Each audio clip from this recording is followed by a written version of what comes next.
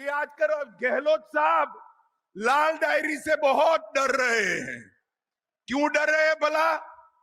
जरा बताओ तो राजस्थान वालों। डायरी का आगे का कलर लाल है, अंदर काले कारनामे छिपे हुए हैं। अरबों करोड़ों रुपए का भ्रष्टाचार का कच्चा चिट्टा वो लाल डायरी के अंदर है।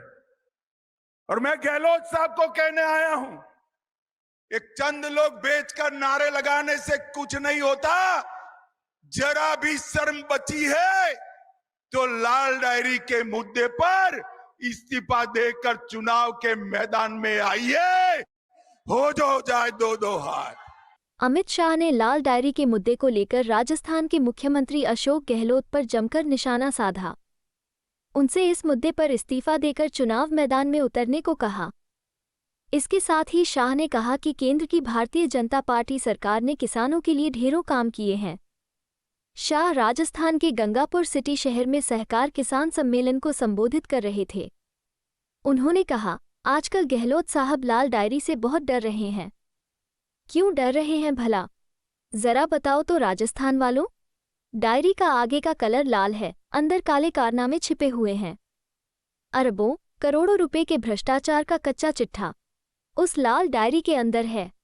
अमित शाह के बयान के बाद कपिल सिब्बल ने कहा, अगर आपके पास लाल डायरी है तो सामने लाएं। पहले तो मैं पूछना चाहता हूँ अमित जी से, जिनका मैं बड़ा एडमायरर हूँ, क्योंकि वो बात कुछ भी ना हो फिर भी बात निकाल लेते हैं। तो उनके पास लाल डायरी तो है नहीं, फिर भी आरोप लगाते रहते हैं। अब मैं इनसे पूछना चाहता हूँ, अगर आपके पास है लाल डायरी तो उसको प्रोड्यूस कीजिए, जनता के सामने रखिए, और जो उसमें लिखित रूप में है वो भी जनता के सामने रखिए। अब आपके पास तो है नहीं लाल डायरी, और ना आपको मालूम है कि उसमें क्या है, फिर भी आप आरोप लगाते हैं।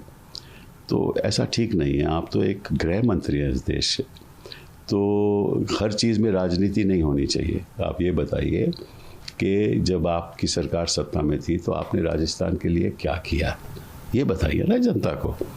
और गहलोत जी तो आज के दिन बहुत ही एक पॉपुलर लीडर हैं, जनता उनको चाहती है, तो आप इन बयानों से उनको हरा नहीं पाएंगे, ये मेरा कहना है। और दूसरी बात है, आप भूल गए कि एक बिरला और सहारा डायरी होती थी जिसमें लिखित रूप में नाम भी थे।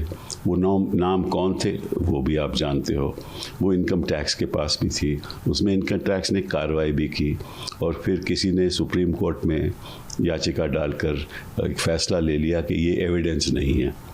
और अगर एविडेंस नहीं है तो कोई बात नहीं, जहाँ तो आपके पास डायरी भी नहीं है, जहाँ आपको मालूम है नहीं कि उनके पन्नों में क्या लिखा है, वो तो एविडेंस हो गई, वो तो करप्शन हो गई। और जहाँ एविडेंस है, राइट, जहाँ लिखित रूप में है, तो वो एविडेंस नहीं है। तो ये मापदंड, ये जो दो मुखिया की राजनीति है, मुखिया राजनीति है, ये ठीक नहीं है। दूसरी बात कि अगर वो एविडेंस नहीं भी थी तो ईडी को और सीबीआई को जांच करानी चाहिए थी, ठीक है ना।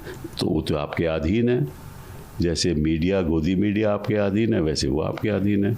तो आप वहाँ तो जांच करवाओगे नहीं, और यहाँ कोशिश करोगे कि सीबीआई को भेजो और ईडी को भेजो। ये ठीक नहीं, ये अच्छा नहीं है पॉलिटिक्स के लिए।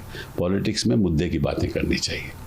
आपको लगता है सर कि केंद्र की सरकार या फिर गृह मंत्री अशोक गहलोत और राजस्थान की सरकार को ब्लैकमेल करने की कोशिश कर रहे हैं? नहीं, ब्लैकमेल कैसे करेंगे जब डायरी है ही नहीं इनके पास? तो ये तो आरोप लगाते रहेंगे और इनका गोदी मीडिया चलाता रहेगा, और जनता इनका विश्वास करेगी नहीं। सर, एक दूसरा सवाल, इंडिया अलायंस बन रहा है, दूसरी तरफ आम आदमी पार्टी की तरफ से घोषणा की जा रही है कि वो बिहार में भी जाएंगे और विधानसभा का चुनाव लड़ेंगे, और दिल्ली में इसके लिए मीटिंग भी बुलाई गई है।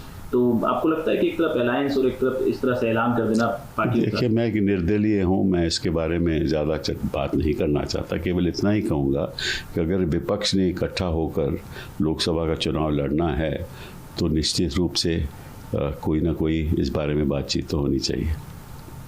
सर, नूह में जिस तरह की घटना हुई थी, शोभा यात्रा, एक बार फिर से एक हिंदू संगठन यात्रा निकालने वाले हैं सोमवार को। हालांकि मुख्यमंत्री की तरफ से ये कहा जा रहा है कि आप पूजा कीजिए, मंदिर जाइए, पर यात्रा अभी फिलहाल। खट्टर साहब ने सही कहा, और मुझे इस बात की खुशी है कि आखिर में खट्टर साहब भी सुप्रीम कोर्ट की जो टिप्पणी है इसके बारे में उसको भी नज़रअंदाज नहीं कर रहे, और इसलिए उन्होंने ये परमिशन नहीं दी इस यात्रा की।